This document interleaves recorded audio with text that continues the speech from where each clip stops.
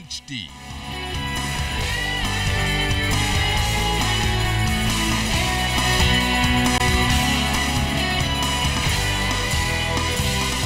ZNS Network presents The Bahamas Tonight.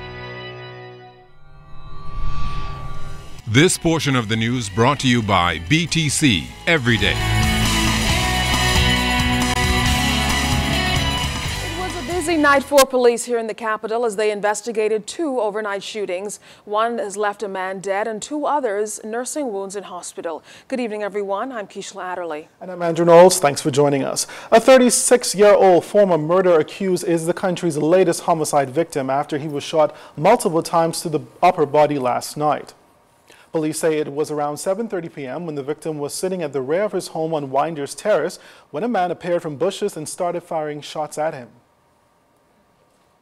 Got up from where he was sitting and ran from the rear across the street, being pursued by this male assailant, where he collapsed.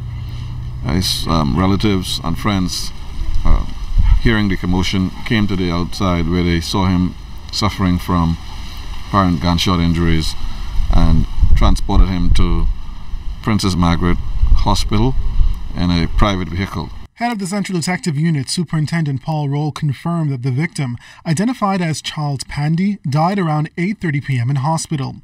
But that homicide wasn't the only shooting incident last night, as officers were also conducting investigations into a multiple shooting on Ludlow Street off Wolf Road. Roll says 5 men were sitting outside a home when they became the targets of gunmen in a small white vehicle. The rear seat passenger produced a handgun and discharged several shots into the direction where these men were sitting. A 25-year-old male was shot twice to the leg, and a 20-year-old was shot once to his leg. The other 3 men were unharmed and the suspects sped off. Police are making their all-too-familiar plea to bring quick closure to both matters. We appeal to members of the public who may have any information with these two latest shooting incident, one fatal, to provide whatever information you can to the police so that we can try and resolve this as soon as possible. The nation's leader is recommitting his government to bringing order to public finances and decreasing growing debt. In fact, Prime Minister Perry Christie says statistics now show that government is already moving in that direction, with the debt at the end of June coming in at $5.1 billion as forecast. He's also optimistic that the debt level for 2016-2017 will be significantly lower as a result of his medium-term fiscal plan. Carla Palmer has more. Minister of the Right Honourable Perry Christie says as a result of greater expenditure discipline and attention to revenue collection, he anticipates a continued reduction in the budget deficit. The GFS deficit during the first half of this fiscal year amounted to $238 million, and that is down from the $295 million recorded in 2012-2013. Wow. We expect the deficit to come in on target at $447 million.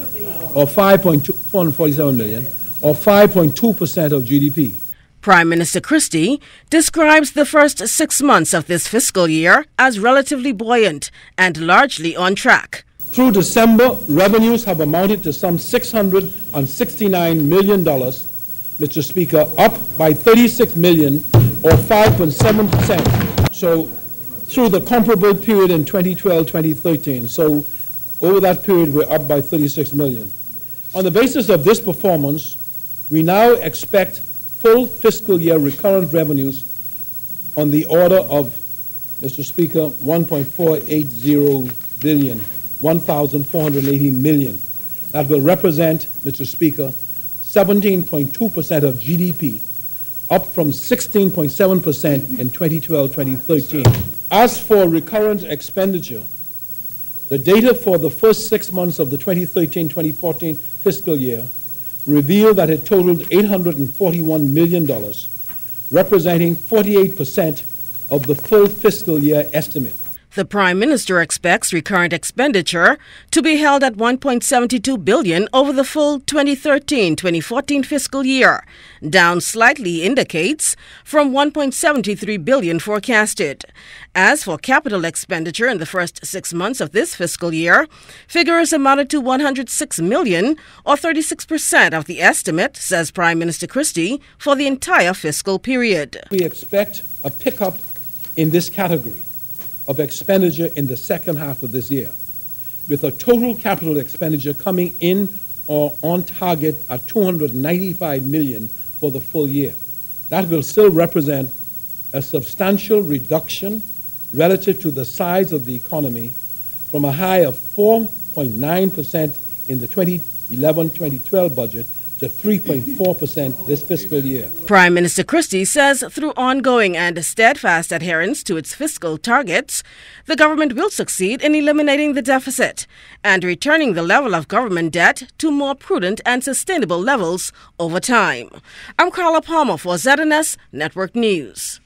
Prime Minister Christie also explained the government's position on the impending implementation of value-added tax. As a centerpiece of the government's tax reform plan, Prime Minister Christie maintains that VAT as a sales tax was the most suitable option for the Bahamas to enhance revenue yields. I'm advised that a VAT has merits over a simple sales tax because the built-in system of checks and balances makes a VAT less prone to fraud and evasion than a sales tax.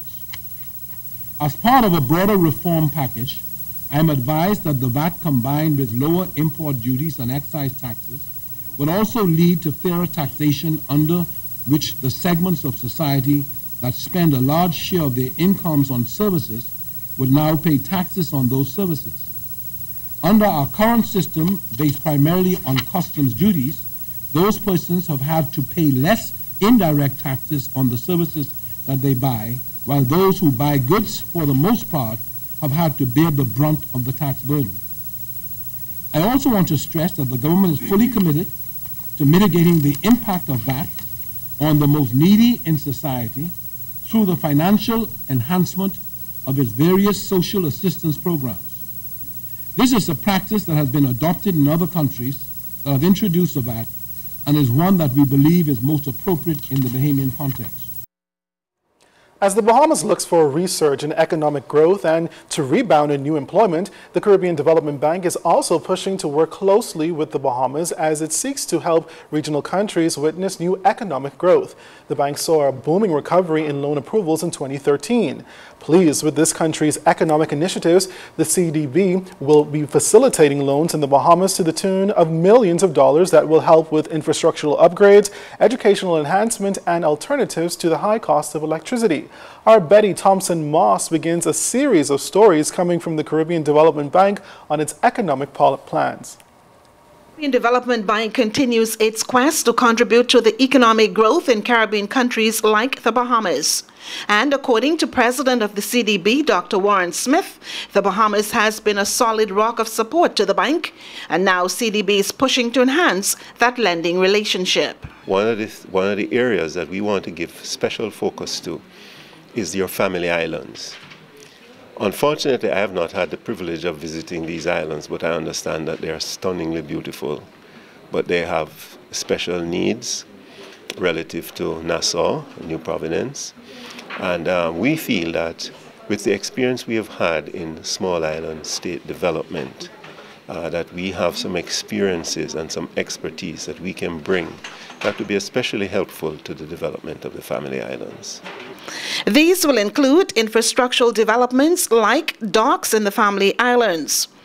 Education also remains a key focus for the Caribbean Development Bank, which is also seeking to invest in educational growth and the reduction in the cost of electricity in the Bahamas. There's a project that we are in discussions with the government of the Bahamas around, that's your community college. And we have a project where we are looking to strengthen the capacity of that institution. And we also want to help to improve its efficiency by introducing reforms in the area of renewable energy. While the Bahamas, like the region, is expected to see moderate economic growth this year, economist at the Caribbean Development Bank, Justin Ram, shares this assessment. There can be some improved performance in tourism, but however, I should also say that there is some substantial investment happening in the tourism product there, and we expect that to actually have a beneficial impact on the tourism sector as well as the Bahamian economy in the future. Officials here at the Caribbean Development Bank strongly feel tax reform and prudent fiscal management will help countries like the Bahamas and the region move out of the slow economic period and on to sound economic footing. In Bridgetown, Barbados, I'm Betty Thompson-Moss, ZNS News. A leading insurance company, a retail store, and a beverage company have been unveiled as the first 3 national partners for the first International Association of Athletic Federations, or IAAF, World Relays Bahamas 2014. Today, thousands of gold, silver, bronze level, and general admission tickets went on sale to the general public for the World Relays, which will be held May 24th through 25th. The announcements were made during a press conference to mark the 100-day countdown to the start of the IAAF World Relays. Managing Director of the local organizing committee, Mr. Lionel Haven, noted that the signing up of the first 3 national partners, Atlantic Medical Insurance, Caribbean Bottling Company, and John Bull Group of Companies, is a major milestone. He says so far, more than 40 countries have shown interest in participating in the event, with more than 1,000 athletes and coaches set to flock to the Bahamas before some 15,000 spectators daily. Remember, you'll only be able to see the World Relays right here on ZNS TV 13, as we are the official local broadcast partner. A full investigation has been launched into an accident aboard a Sky Bahamas midday flight today, which created quite a scare for passengers. However, we're told passengers are commending the pilots for the way they handled the episode. Our Clint Watson has the story. 6 passengers traveling aboard Sky Bahamas' midday flight to Freeport, Grand Bahama, they got the shock out of their life when, seconds after taking off, the cargo door of the plane flew open. As to whether or not any of the cargo came out is still yet to be determined. However, we can tell you the incident took place as the plane taxied off the runway and began taking off into the air. Now, we can tell you after speaking with CEO of Sky Bahamas Limited, Randy Butler, he was recently informed of the ordeal. He is now doing investigations and plans on talking to each of the passengers before addressing the local media. ZNS News was the only news crew on the scene en route to another island when the incident unfolded. Now, we can tell you that everyone aboard that flight is safe. However, he says upon talking to each person and conducting their own investigations, they will be able to determine exactly what happened. Of course, those questions are being raised as to why there was no alert in the cockpit as to this door being either loose or being open. Now, ZNS News did speak with a passenger, Judeem Gray, who turned up for the evening flight and checking in, heard about the ordeal. But yes, I am going to Exuma for my Valentine's Day weekend, and I'm looking forward for that. Now, in essence, of flying with Sky, I'm not really troubled or worried about that because I leave everything in God's hands. We all have an appointed time to go, and my timing right now, I'm going at 120, and I claim that. Got that? Let me ask you, I mean, have you flown Sky before? What is your impression of this? I always fly Sky. They're reliable, and they always get you there on time. So I really don't have no issues with Sky. At the Lyndon Pindling International Airport, Clint Watson, ZNS Network News. Winter storms in the United States keeping passengers away from the Bahamas, a Bahamas vacation for now. Officials from the Nassau Airport Development Company confirmed to ZNS News that 8 flights were canceled today. They were due in to the Bahamas from Atlanta, Newark, New Jersey, Washington, D.C., Philadelphia, and Charlotte. And there's already confirmed cancellation out of Washington, D.C. tomorrow.